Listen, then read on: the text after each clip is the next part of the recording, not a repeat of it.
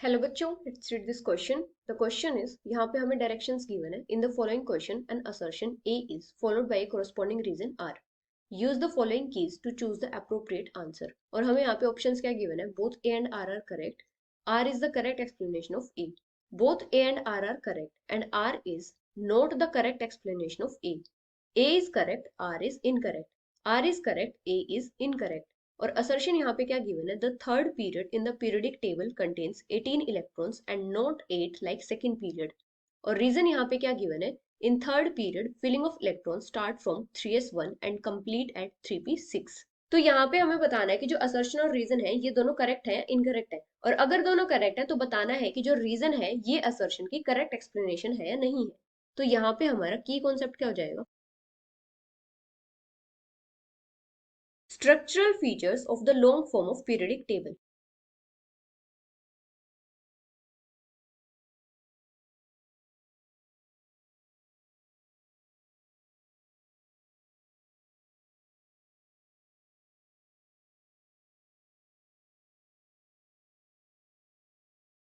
तो किसी भी पीरियड में टोटल नंबर ऑफ एलिमेंट्स कितने हैं ये किसके ऊपर डिपेंड करता है कि उस पीरियड में एटॉमिक ऑर्बिटल्स कितने हैं।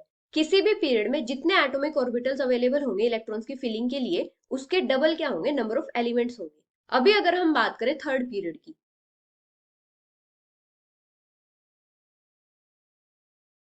तो थर्ड पीरियड के लिए जो प्रिंसिपल एनर्जी शेल होता है ये कौन सा होता है? थर्ड शेल होता है। मतलब यहाँ पे n की वैल्यू क्या होती है? 3 होती है। मतलब प्रिंसिपल क्वांटम नंबर क्या होता है? 3 होता है। प्रिंसिपल क्वांटम नंबर क्या रिप्रेजेंट करता है? प्रिंसिपल एनर्जी शेल को। तो मतलब यहाँ पे क्या होता है? जो इलेक्ट्रॉन्स की फिलिंग होती है वो किस में होती है? थर्ड एनर्जी शेल में होती है।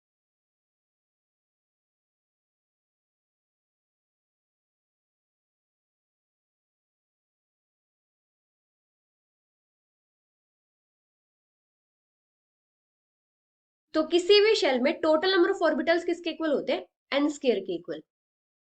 तो यहाँ पे थर्ड एनर्जी शेल है, तो यहाँ पे टोटल नंबर ऑफ ऑर्बिटल्स कितने हो जाएंगे? 9 ऑर्बिटल्स हो जाएंगे। और वो 9 ऑर्बिटल्स कौन से होते हैं? एक तो होता है 3s, 3 होते हैं 3p, और 5 होते हैं 3d।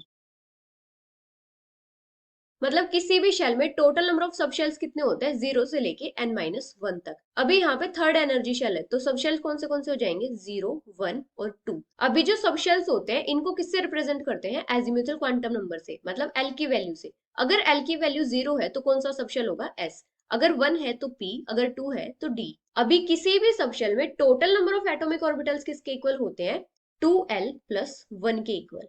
अभी यहाँ पे क्या हो जाएगा? अफबाउ प्रिंसिपल के अकॉर्डिंग जो 3d ऑर्बिटल होता है उसकी एनर्जी 4s ऑर्बिटल से ज्यादा होती है। क्योंकि अफबाउ प्रिंसिपल के अकॉर्डिंग क्या होता है? जिस भी ऑर्बिटल की n प्लस एल वैल्यू ज्यादा होगी उसकी एनर्जी क्या हो जाएगी? ज्यादा होगी। अभी जो 3d ऑर्बिटल होता है इसकी n प्लस एल वैल्यू कितनी होती है? n यहाँ पे 3 है और l की वैल्यू यहाँ पे कितनी हो जाएगी? 2।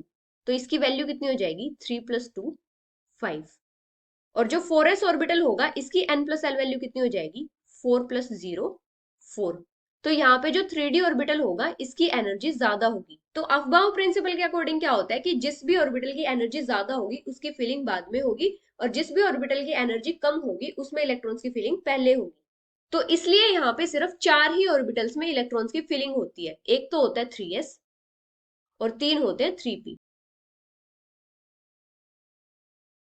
मतलब टोटल 4 ऑर्बिटल्स हो जाएंगे। अभी एक ऑर्बिटल में टोटल कितने इलेक्ट्रॉन्स अकोमोडेट हो सकते हैं? सिर्फ 2 इलेक्ट्रॉन्स।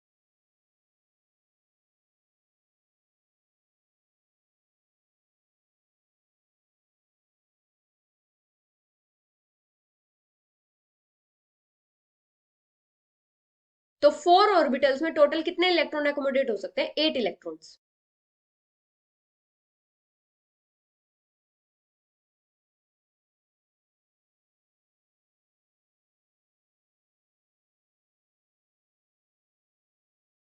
और ये 8 इलेक्ट्रॉन्स किसके कॉरेस्पॉन्डिंग होते हैं? 8 एलिमेंट्स के।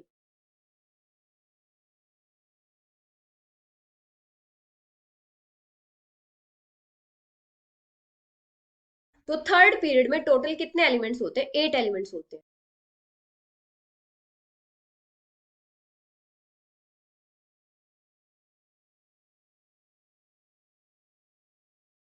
और यहाँ पे जो इलेक्ट्रॉन की फिलिंग होती है वो कहां से कहां तक होती है, 3s1 से 3p6 तक।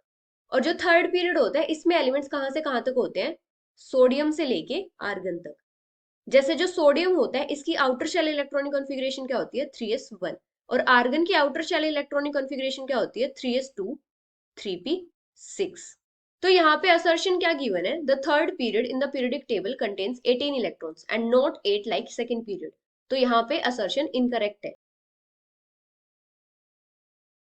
और रीजन यहाँ पे क्या गिवन है, in third period filling of electron starts from 3s1 and complete at 3p6। तो यहाँ पे जो रीजन की स्टेटमेंट है ये करेक्ट है। तो यहाँ पे असर्शन इनकरेक्ट है और रीजन करेक्ट है। So the final answer is reason is correct, assertion is incorrect, which is option D. Hope you understood it well. Best of luck.